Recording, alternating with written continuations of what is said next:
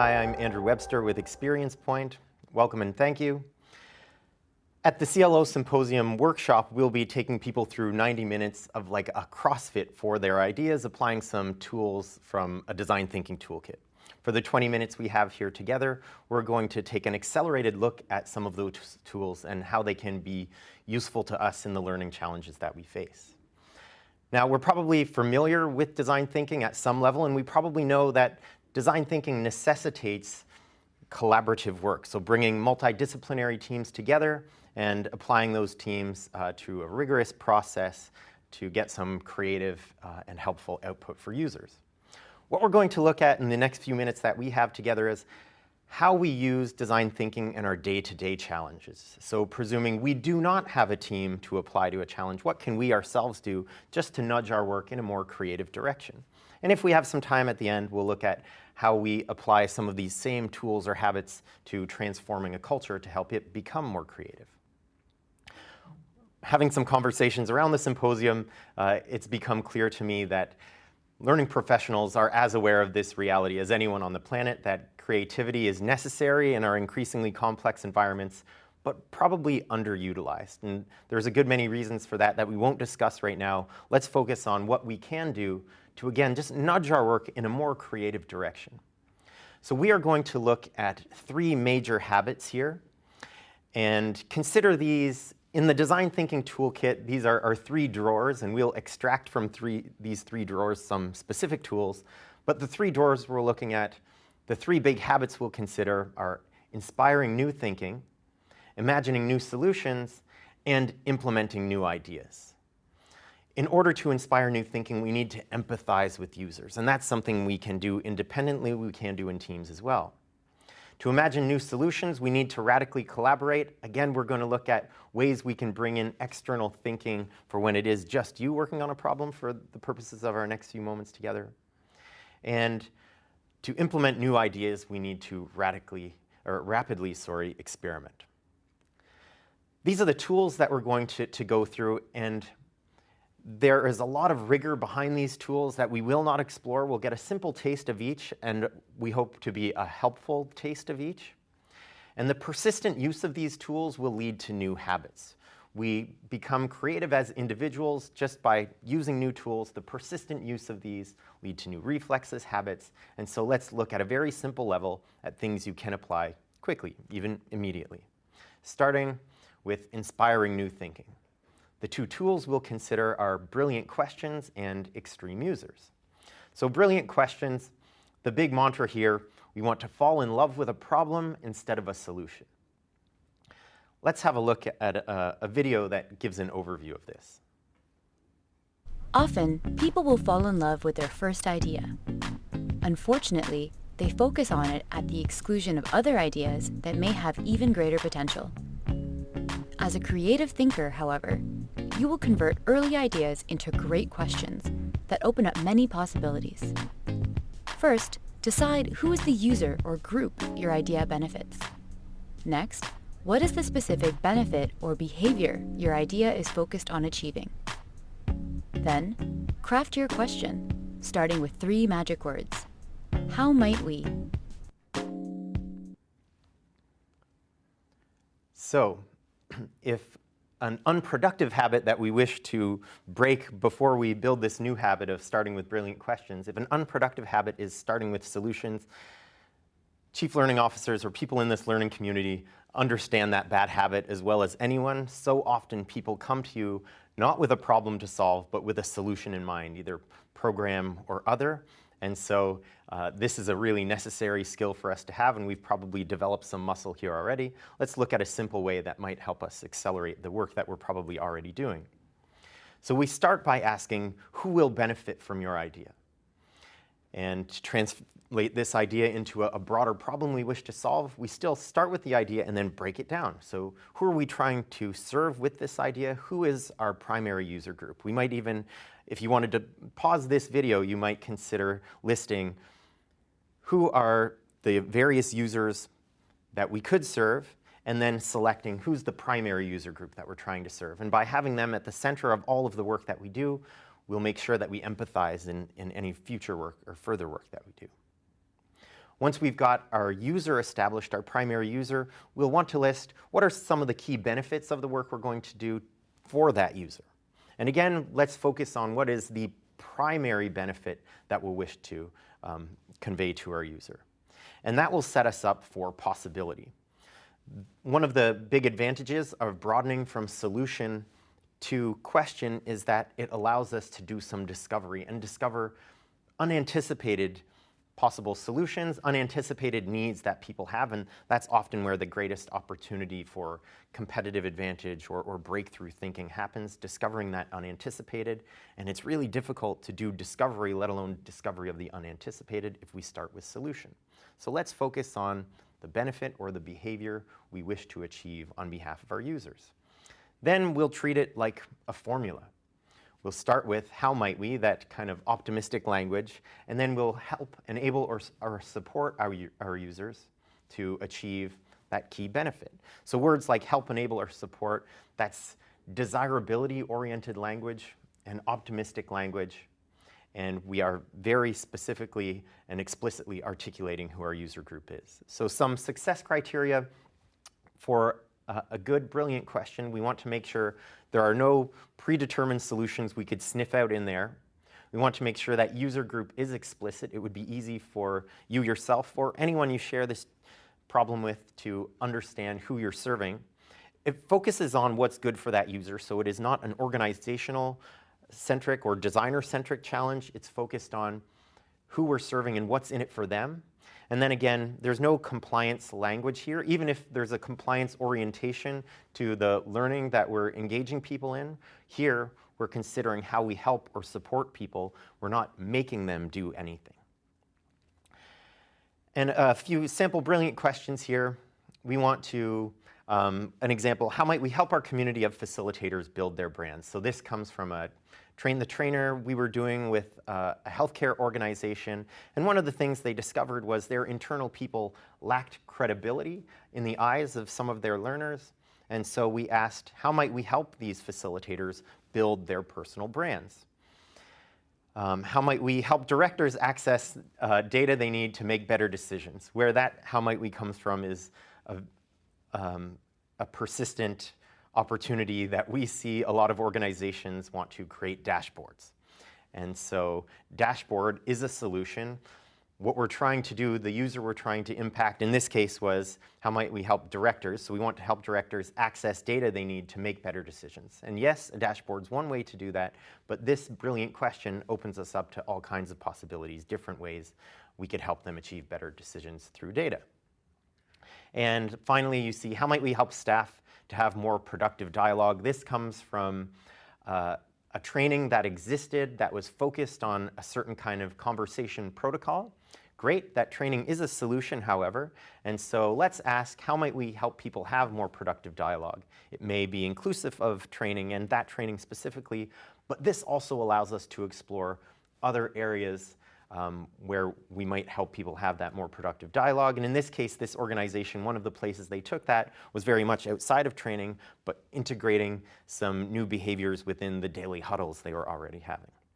From a simple transition from solution to problem, we can allow ourselves to discover new opportunities.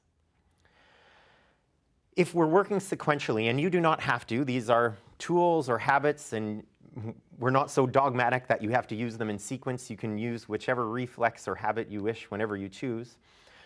But oftentimes you move from that place of challenge or a brilliant question to conducting some research, drinking in some new inspiration. In the mantra here you see, average needs often inspire average solutions. So how do we look beyond average needs? Usually, businesses try to discover the needs of average users. However, as creative thinkers in search of inspiration, we'll focus on outliers, or extreme users. Ultra-passionate or experienced users have refined needs that allow us to see the future. And novice or ambivalent users help us identify barriers and challenges. An example, who might inspire new thinking about kitchen tools? Some creative thinkers looked at this challenge and observed both professional chefs and children as extreme users. By observing children in the kitchen, they were able to see the difficulties caused by poor design, difficulties that the average user accommodates. A child trying to slice a pizza struggles to get the leverage on the handle of the cutter. This challenge inspired a new design that works better for us all. To identify extreme users, creative thinkers ask, who is ultra-passionate or experienced with a topic? Or, who has special or refined needs? At the other end of the spectrum, creative thinkers ask, who is ambivalent, inexperienced, or unfamiliar with the topic? Do you know who your extreme users are? So as you've seen, we would define some continuum like expertise, who's novice, who's expert. Depending on the context you're looking at, you might have some spectrum that is very specific to that context, like in healthcare, often who's the healthiest, who's the sickest, or within a learning context, who has the greatest amount of knowledge or the least amount of knowledge here, who would deliberately avoid some kind of learning intervention in this regard, who would happily participate. And let's really stretch our thinking. Consider those true extreme or anomalous type users that would just help us arrive at new insights more quickly. This is all in service of a target or average user group, but the extremes help us to serve that group by arriving at insights more quickly. Again, why we observe users or interact with them in a behavior of customer sort of way instead of voice of customer sort of way. We want to discover how they actually behave. We want to gain empathy, so see the world from their point of view. And we want to gain inspiration, so get an emotional connection to their world and to this challenge so that we can't go to sleep at night knowing that there is this unsolved need out there. Again, we can ask these simple questions: who's passionate, experienced, who demonstrates radical behavior, to arrive at a definition of an extreme user profile. And on the other end of the extreme, converse questions like who's apathetic or ambivalent, who lacks some basic knowledge, or who's unfamiliar. Simple tool set that helps us arrive at different personas we can explore to arrive at inspiration more quickly. With inspiration intact, or any time, again, that we wish to generate new ideas, we want to imagine new solutions and create permissions for ourselves to do that. The tool that we're going to look at here to get started is idea stretching. And idea stretching will help us to come up with lots of ideas. It will also help us to come up with different kinds of ideas.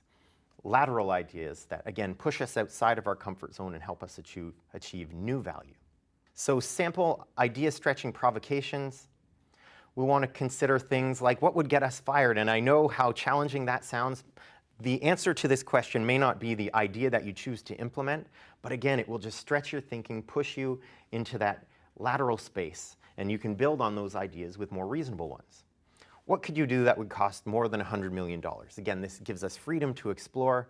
What could you do that would cost less than $1? That offers a constraint that also forces or enables some creativity.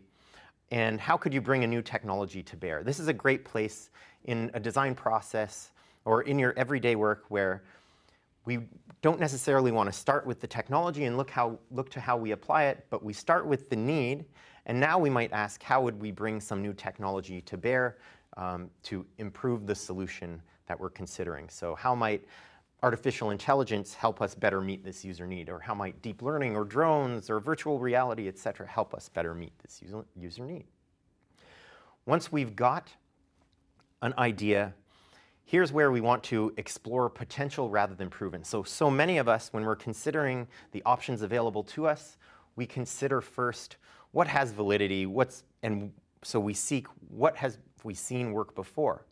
But if we're coming up with something truly innovative, there will be no evidence. Indeed, Roger Martin, the former dean of the Rotman School of Management, says, the two words that kill innovation most commonly in organizations are prove it.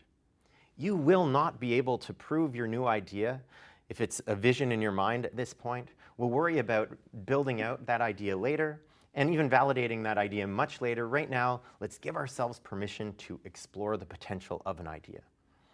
And so a simple criteria for assessing whether or not an idea has potential: consider first that novel, exciting, easy to understand. So is it new? Not just new, but better. And are you yourself inspired to get to work on this idea? Are you inspired to get to work on it? And can you easily share the crux of this idea with someone else? Does it meet a real human need? Is it connected to a problem that you've discovered users have? And does it address your brilliant question? So is it serving that core user group we're trying to serve in the way that we've decided we wish to serve them? And whatever organizational need that brilliant question satisfies as well. With ideas intact, here's where we consider how to implement them. And we're going to look at a couple of tools very quickly here: prototyping, giving feedback, and moreover, seeking and giving feedback. So David Kelly, our friend from IDEO, one of the founders there, says, "Fail early to succeed sooner, and this requires of us a mindset of building to think." Normally, when people have an idea they think has some potential, they quickly socialize it and then start planning and building the launch-ready version. Planning for the perfect idea sets them up for limited exploration, and too often results in expensive failures. Instead, creative thinkers build to think. The process of creating a representation or aspect of our idea forces us to evolve our thinking around it quickly. This makes better ideas come to life faster, creating more opportunity for user feedback. Again, we are prototyping to receive feedback. You saw in that video an example of a storyboard. When some people think of prototyping, they assume, or it connotes for them, the building of a physical three-dimensional model. And that's a great way to prototype if your idea is a physical product. You want to explore how people manipulate that product. But when we're thinking about the sorts of experiences that we often create, the storyboard is a great prototype that helps us to make the idea tangible in a logical, sequential way, forces us to consider that user experience. The artifact, the prototype that we create, is something we can get feedback on, but probably more important in the early stages of prototyping is the actual process of prototyping, something that creativity researcher out of UNC, Keith Sawyer, calls externalization. So it's forcing you to do some sense-making around what is a totally new idea, explore it further, maybe even infuse some greater creativity there. Once you've got a prototype, it is essential to get feedback. So how we give feedback, this is a Chief Learning Officers Symposium. You're leaders within an organization. You'll want to seek feedback on your ideas, and how you give feedback will be essential to building an organization that truly enables creativity. Anton Ego, if you don't recognize the references from the movie Ratatouille, so we should probably attribute this quote to Brad Bird of Pixar. And let's check out what this means. When sharing prototypes with people early on, the objective isn't to sell it. Rather, creative thinkers want to invite feedback that will make their ideas even better. And when a fellow creative thinker is asked for feedback, she should be generative and meaningful. We suggest using a simple I like, I wonder format. So that I like, I wonder protocol is something that we can use anywhere, and we also like that Pixar quote. We like the Pixar practice of plussing. So if you're giving someone feedback, I like, I wonder. Some recent feedback I'd received from a workshop that we'd run was someone said, I liked the pacing. I liked that you gave opportunity for practical exercises. I wonder if we could have made it more relevant or grounded for people by providing more time for reflection. So in that case, this individual not only gave me some very meaningful feedback around what to keep, but they did it in a positive way with the I like, and even the I wonder included that plussing. So they participated in building out that idea for me. I like, I wonder is one of these very simple tools I hope you can bring to bear immediately. And again, these are the tools that we've looked at. The persistent use of these tools generates new habits, and ideally, we'd love to arrive at a place where they are reflexes. So we're presented with a solution. We might have that knee-jerk reflex of, okay, what is the problem underlying this, the brilliant question? Or anytime we're responsible for creating new ideas, we just automatically go to that space of stretching our thinking with some provocations. When we have an idea intact, it should become a reflex to make that idea tangible, build to think to bring our idea into reality. These are some of the tools that designers use. Again, much more rigorous and thorough toolkit available out there. We're focusing on a few today, and there's even much more rigor around each of these tools, but hopefully this is a helpful place for us to start just generating some new thinking and building some new habits. If we are looking at creating an organization that is capable of more and better creativity consistently, a few questions we want to consider. Why might design thinking be a useful approach in building that capability? Where do we start, and what traps to avoid? A quote that we love comes from MIT professor Edgar Schein, and he's essentially telling us here that if you want to change the culture, create a culture more capable of innovation, for example, we don't want to focus on the culture to begin with. We want to focus on real business problems. And we've discovered that applying design thinking to real business problems rather than focusing on culture first is a really great way to change culture, because the cumulative effect of work done differently is culture change. So you cannot possibly anticipate the barriers to innovation, a particular innovation or methodologies of innovation within an organization. You can only encounter those barriers. So how can you start in a low-risk way to encounter those barriers quickly? And that's one of the things design is great for. It enables us to do things iteratively, start in a very low-risk way, and so you can start to discover why might people resist our ideas or methodologies, and you can start to surmount those barriers in a low-risk way. Enthusiasm decays into cynicism quickly. That's a painful lesson that we've learned. That is, if we want to start to create a movement around creativity, if we start by having leaders evangelize design thinking without any practical application quickly, any enthusiasm we're able to develop decays into cynicism very quickly. People want to see results, and so what we recommend and where we start is with real work. How can we do some real work, even small, low-risk stuff, that turns into some result and some success story, and it is those stories that are your momentum, and you kind of earn your way into further work. So when to apply design thinking to get started? What are our entry points that can help us create this movement?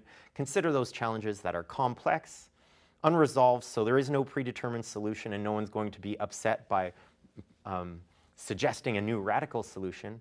Something meaningful so people can engage with it at an emotional level, and something forgiving, meaning as you try new methodologies, you're going to make some mistakes. What's a challenge where there won't be a lot of risk around the mistakes that we make and learn from? Thanks for engaging with us here. We're excited to be at the symposium. We'd be excited to hear any questions you might have. You can connect with us at hello@experiencepoint.com anytime. Thank you.